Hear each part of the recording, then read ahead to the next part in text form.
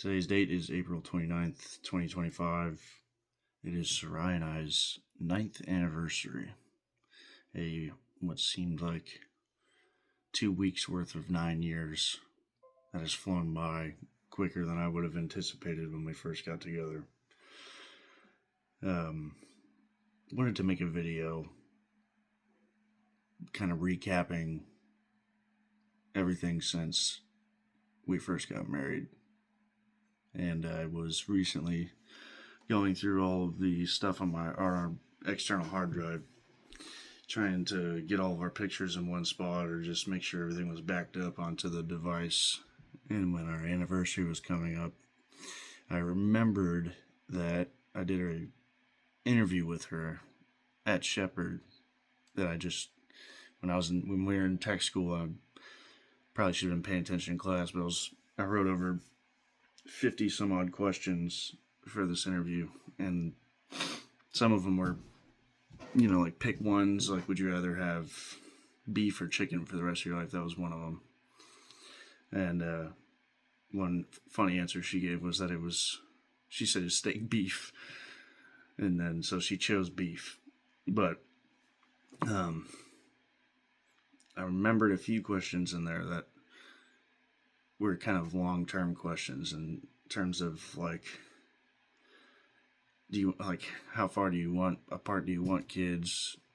Where do you see us in 5 years? All these kinds of things that I really didn't know just how much it would capture so far along in the future as what would make today 9 years. We did the interview on May 24th, 2016 at 20:06 or 8:06 p.m. and captured a couple questions here that were what I wanted to try to capture in this video, or just ones that I thought were funny, and try to post this because I haven't posted anything on social media and I don't even know how long. It's been probably over almost 2 years now. The first one that I wrote down here was, I asked her, how often do you think that I think about you? And her answer was all the time, and that is still reigning true. 99% of my day is circled around her or the kids and maintaining sanity in this wild life we have now. I asked her, would you rather have a cabin with a lot of land or an apartment in the city? This answer I kind of already knew at the time. But the funny part was that she wanted an explanation as to what I meant as far as a cabin with a lot of land. Which when I was doing this interview with her, I was asking her the question as was, and then I would write down her exact answer. Now, as I was trying to review this interview, I didn't capture the entire answers word for word. But ultimately, she wanted the cabin, but wanted an explanation of what kind of cabin. Because she has a very specific taste in her dream house that we haven't been able to get yet. I asked her, what was your dream car? And then she wanted clarification on that, asking, I put that she said it 3 times, and she said for a family, but as a question. And ultimately she wanted a Tahoe, which in 2020, right before we came to Andrews, we got her Suburban, which has been quite useful over the years. The next one was, when should we get a motorcycle? And she said, when we're established. And the funny part about that little answer right there is I think I've had either 9 or 10 bikes now, and I recently sold my latest one. And if anything sums up that answer of when we're established to the way things are now, when I was going to sell that Z900, she was giving me a hard time because my track record of not having a motorcycle has not lasted for more than, I would say, 6 months. And the 6-month time span was when my 2015 R1 fell off the back of our Suburban and got totaled. And we were trying to take an ATV or dirt bike route for the kids, but I ultimately succumbed to the need to have a motorcycle and bought that Z900. But Maybe we'll get another one in the future. I don't know. But it's just funny because she gives me a hard time about getting another motorcycle now because of how many I've gotten in the past and how easily I can just go from one to another without being super attached to them. I put in the interview, I remember this, but I didn't until I saw the video. I put in the interview, I said, guess what? When she answered, I said, I love you. Right? She's like, I love you too. But then, like, she kind of jokingly was like, oh, so you have to tell yourself, you have to remind yourself to tell me that you love me. And I'm like, yeah, I'm creating a break in the interview here. I thought that would be appreciated, but it was humorous the way that she reacted at the time. And I had asked her what she would rate herself on a scale of 1 to 10. And at the time she said 8. But I still think from the moment we started dating up until this point that she would be a 10. And I'm going to follow up with the last question that I wrote down on that one. That I asked her something that she thought I could work on. And her initial reaction was, oh, you want to record this? Because when we first got together, I would say, and her answer, jealousy and maturity is what she thought I could work on. And yeah, when we first started dating, I was very jealous. She used to go to this club called The Gallery, and she would bachata there, and I can't do it. I look like a pencil moving from left to right doing one of these right here. I ain't got no rhythm at all like that. And I used to just, I felt like when we started dating, she was way out of my league. And so a lot of jealousy and immaturity was a result of that. Can't say that I'm too mature now, though. I still act like a child. The next question I asked was, how far apart do you want kids? And her answer was at least 9 months. And she laughed. And then she said, about a year or two, which is funny. I don't know the exact time difference between all 4 of the kids now. But it was funny because we had all odd years. It was 2017, 2019, 2021, and then Amelia was 2022. So I was skipping every 2 years on our tax returns, which is just funny. But I think we pretty much stuck to that answer. I asked her, how does it make her feel when she thinks about me going on a deployment? And the only thing that she said at that time was sad. And now that I've been on 2 deployments and I have hundreds and hundreds of days TUI across the world, I think that has kind of been a testament to the strength of our marriage that has lasted through all that, because for, I would say, 5 years of my 9-year career in the Air Force, she was practically a single mother holding the fort down while I was out there just flying from country to country. So pretty blessed to have a woman that would tolerate that. I'd asked her, how well do you think that I know you? And she jokingly said, not at all. And I would say that we were still, when we did this interview, I'd say our relationship was still somewhat fresh. But the one thing that I remember based off of the second half of her answer was saying, I know how to handle her, was that when we first started dating, there was a keen memory that I have where her grandma said that she was the fire and I was the water, and that I would tame the beast. She didn't say I would tame the beast, but she said that she was the fire and I was the water, which kind of compounds on knowing how to handle her. I'd say I have less patience than I did back in the day, but I think through everything that we've been through, I could still somewhat tame the fire. I'd asked her at the time if she felt confident in the man that she married, and I wanted to write this one down because her answer was a complicated yes and not very reassuring at the time. And if there was any reason for that, it would be a couple instances. Moreover, when I was, we had tried to go to Blue Springs in Florida for a camping trip, and on the way there, the aft left tire of the pop-up camper's wheel all the lug nuts just came off and like rounded out the holes in the wheel. And I'm pretty sure we had to put a new wheel hub or something on there. I can't remember exactly what we did, but on top of that happening, when we went to back into the camping space, I had broke the jack for the tongue on the pop-up, so it was an absolute nightmare. And if I was to compound on top of that jealousy statement, that was a huge little insecurity that I had developed in that moment.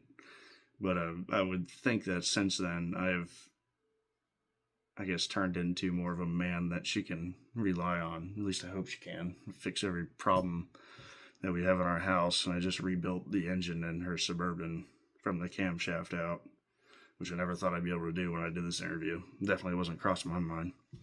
But I'm just stubborn, and I won't take those kinds of things into a dealership. If it's jacked up, I'd rather be the one who knows that it was jacked up. But with all of that, my whole intention is to essentially be the man in the house that she can rely on for anything. Well, that doesn't really matter what it is, whether it's knowing how to cook, knowing how to maintain the house. That goes for electricity, plumbing, structures, AC, all that jazz is something that I want to know, that I really want to know how to be able to do. And I think that I've demonstrated that over the years for her. I'd asked her what she saw us having in 5 years, and there was only 3 things at the time that she said, which was a family, a house, and at least 3 kids. This is the last question that I wrote down. But considering this is a 9-year difference, because this was shortly after we got married in the beginning, but we're on our second house. We had our first move. When I say we're on our second house, like the second house we bought. So we rented houses the entire time we were stationed in California, which I wish I never would have done. Buying property out there would have been nice. But this second house that we're in is not our ideal house. But when we found out Amelia was coming along, I thought it was the best route to sell the house that we had, pay off our Suburban, and kind of get a better floor layout of the house, because we used to live in a split foyer where one of the bedrooms was downstairs, and then the 2 bedrooms for the kids that were upstairs were extremely small. I don't know the square footage, but this new house that we've moved into has had its own little quirks that we've struggled with. Like we had to replace the flooring probably 8 months after we moved in. We got it replaced, and then less than a year later, the flooring started rising everywhere downstairs. It was the weirdest thing. Just cheap flooring is what I can chalk it up to, because we did take the cheap route. And then I had to do the flooring again once that happened, except I did it. And it ain't the prettiest job on the planet, but you can walk on it just fine. So we definitely have fulfilled where she saw us in 5 years, because we are a family. We do have a house. We've got her dream car, which she might not have gotten the Tahoe, but she got the Suburban, which I would say is more ideal for our family than a Tahoe. And at least 3 kids, so we did do that, because we got 4. And I don't know if we'll have 5. Maybe when we hit the actual 10, well, I'm going to say 12-year mark. Maybe we'll have number 5. I don't know, because we got lucky enough having 2 boys and 2 girls. So in 5 years from then, so 2016 to 2021, and then she was pregnant with, well, now then, we might have had 2.5. And by 2.5, I would say the 2, Eli and Mia, being born. And Malachi was either already born or was about to be born, if I have my timing right. I think he was already born. But yeah, we had our 4 kids not too long apart. And since then, life has started to feel like it's moving extremely fast. Um, Eli is in flag football and baseball for the spring and the fall, and then for the winter he does basketball. He's talking about wanting to do soccer this fall instead of flag football, so we'll see where that goes. Mia is in cheer right now and was doing dance before that. Malachi has moved on from blast ball to t-ball, and Amelia is still a little too young to be trying to get in all the sports stuff. So, needless to say, every single day of the week there is something going on.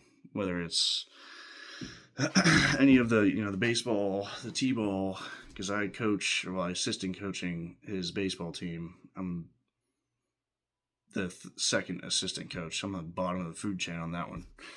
Um, I'm the head coach with Sarai being the assistant coach for the flag football team, and that is an abundance of fun. And that is something super cool that for us as a couple to be able to do. The community in that Southern Maryland Youth Flag Football League is the truth.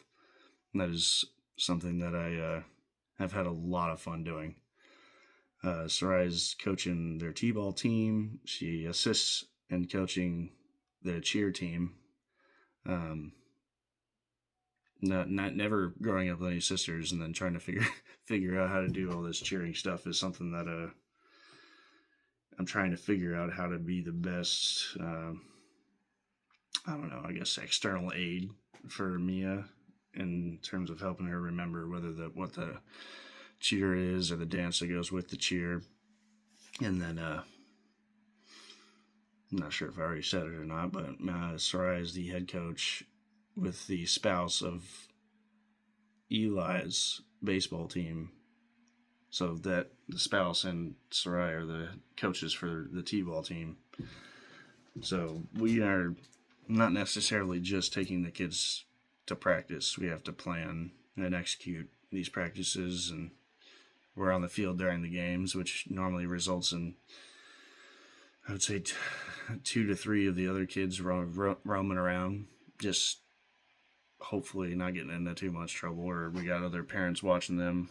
And I mean, I think that we are the living, breathing example of takes a community to raise a family, because we are, anywhere we go, whether it's Walmart or Target, anywhere. I always joke around with some people every now and then when the kids are spazzing out and doing their little thing, especially when they don't get something they want. When we walk past people, I'll talk about how I got the circus in town, which is funny, but I guess I'm at 18 minutes here, but hope that this kind of just provides somewhat of a small story about Sarai and I. And the only closing comments that I guess I want to make, outside of rambling on as long as I have for all sorts of random things, I think I haven't posted on social media in as long as I have, because I keep wanting to post these extremely long paragraphs, as I did in the past, just kind of talking about our life and where we're at and the many blessings that have been bestowed for our family. But if I was to say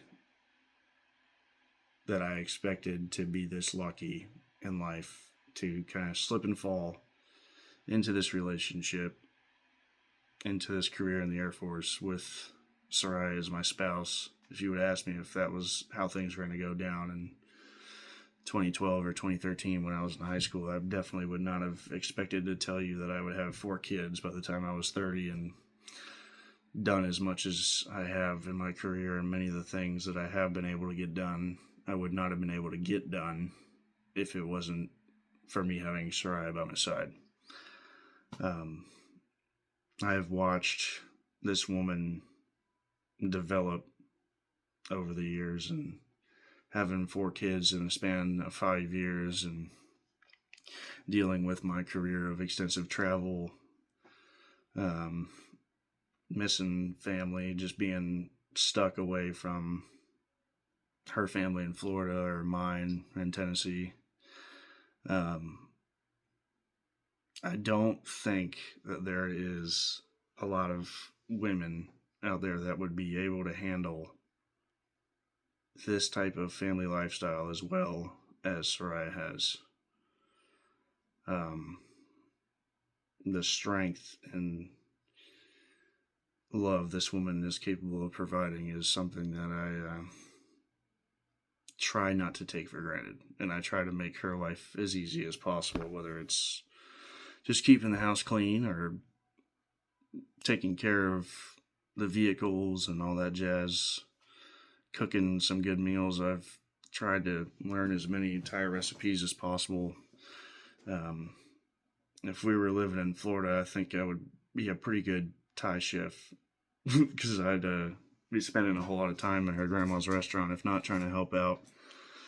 But I also want that Thai culture to make it from her side of the family and through our kids and then into the future.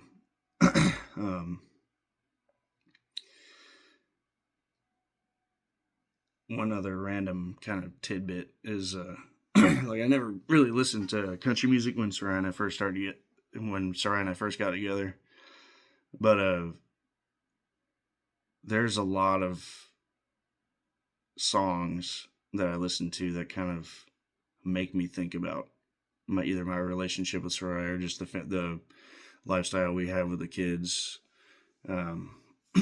That song by Luke Combs, "I'll Take You With Me," makes me want to be with my kids even more. And it's just funny because I never really listened to country until I met Soraya. But when you think of I don't know if I want to use the word cowgirl, but I forgot the name of that song.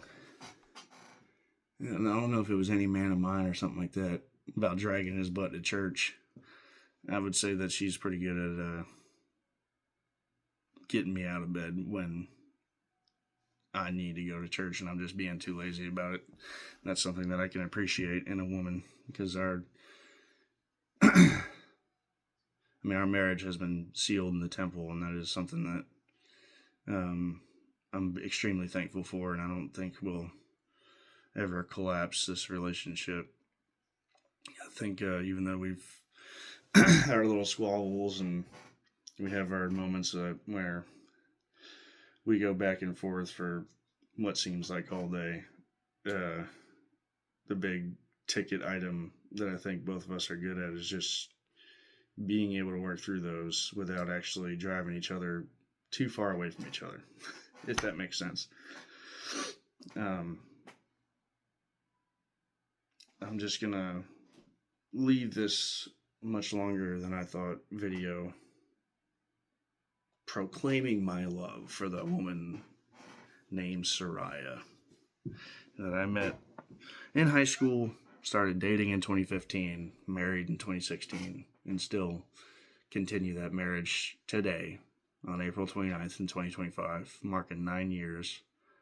That is quite an accomplishment. But fortunately enough for her, I think she's got me for another 150 years in the flesh, right? Because they're gonna get medicine that was so where we live over 100 years old, no problem. I'm kidding, but I hope this video isn't unbearable to watch.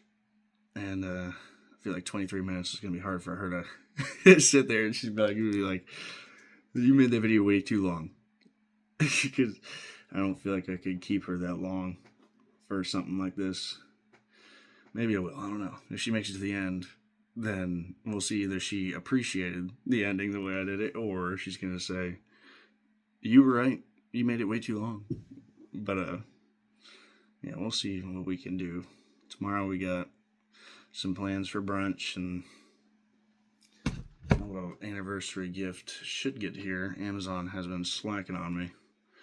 But, yeah, maybe I'll make another one of these every year going forward, trying to recap everything of that year instead of trying to muster in 9 years worth of memories in a 20-minute video. Because that even after talking all this time, I don't know that I've captured everything I wanted to say. But, yeah. Love you, Ryan.